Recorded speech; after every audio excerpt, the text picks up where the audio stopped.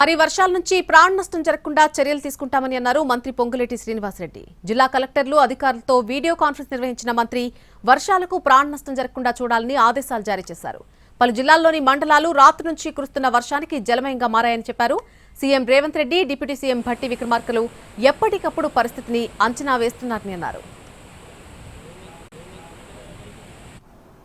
Video conference అన్ని జిల్లా ఉన్నతాధికారులతో, కలెక్టర్లు, ఎస్పీలు, సిపిలు, ఉన్నతాధికారులతో, సిఎస్ గారు, నేను, డీజీ గారు, హైదరాబాద్ హెడ్ క్వార్టర్లో ఉండే ముఖ్య అధికారులు, ఖమ్మం నుంచి ఉప ముఖ్యమంత్రి భట్టి గారు కూడా లైన్లోకి వచ్చారు.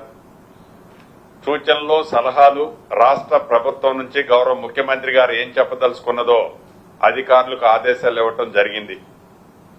ప్రధానంగా ములుగు దగ్గర నుంచి మొదలెడితే అటు ములుగు, మహబాదు, కొత్తగూడెం, భద్రాద్రి,